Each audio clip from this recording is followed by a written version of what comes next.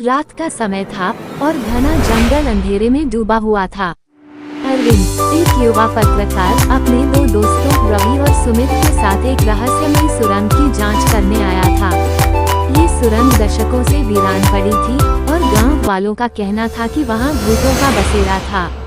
लेकिन अरविंद को इन बातों पर यकीन नहीं था। तीनों ने टॉर्च जलाकर सुरंग के भीतर कदम रखा। अंदर का माहौल ठंडा और भयानक था। दीवारों पर सीलन थी और हवा में एक अजीब सी बदबू फैली हुई थी। अचानक हवा में फुसफुसाहट गूंजने लगी। तुम लोग यहाँ क्यों आए हो? एक मरे हुए आदमी की सी आवाज आई। सुमित घबरा गया और वापसी का रास्ता ढूंढने लगा, लेकिन सुरंग का द्वार अब अंधेरे में गायब हो चुका था। टॉर्च की रोशनी में उन्होंने देखा कि सुरंग की दीवारों पर खून से अजीबोगरीब निशान बने हुए थे। रवि ने हिम्मत करके आगे बढ़ने का फैसला किया, लेकिन जैसे ही उसने एक पत्थर को हटाया, उसके नीचे से एक कंकाल निकला। उसकी आंखों में अब भी खौफ जमा हुआ था, जैसे मरते वक्त भी उसने कुछ भयानक देखा हो।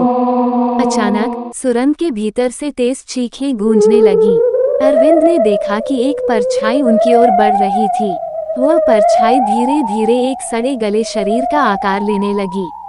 उसकी आंखें गड्ढों जैसी खाली थीं और उसका मुंह इतना चौड़ा था जैसे किसी ने जबरदस्ती चीर दिया हो। तुम लोगों ने मेरी नींद खराब कर दी, वह आत्मा गरजी। अरविंद ने अपने दोस्तों का हाथ पकड़कर भागने की कोशिश की, लेकिन जैसे ही उन्होंने एक कदम बढ़ाया, जमीन उनके पैरों के नीचे से खिसकने लगी। रवि अचानक हवा में उठ गया और अदृश्य हाथों ने उसका गला दबा दिया। वह चीख भी नहीं सका। कुछ ही पलों में उसकी लाश जमीन पर गिर गई, आंखें खुली की खुली रह गईं। सुमित और अरविंद घबराकर सुरंग से बाहर भागने लगे, लेकिन सुरंग अब कभी ना खत्म होने वाली भूल भुलैया बन चुकी थी। चारों ओर सिर्फ अंधेरा और फुसफुसाहट थी। अचानक एक झटके से सुमित गायब हो गया। अरविंद ने पीछे मुड़कर देखा तो बस खून से सना एक दीवार थी।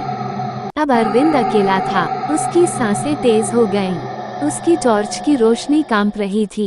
तभी उसकी टॉर्च बंद हो गई। अंधेरे में कोई उसके ठीक पीछे खड़ा था।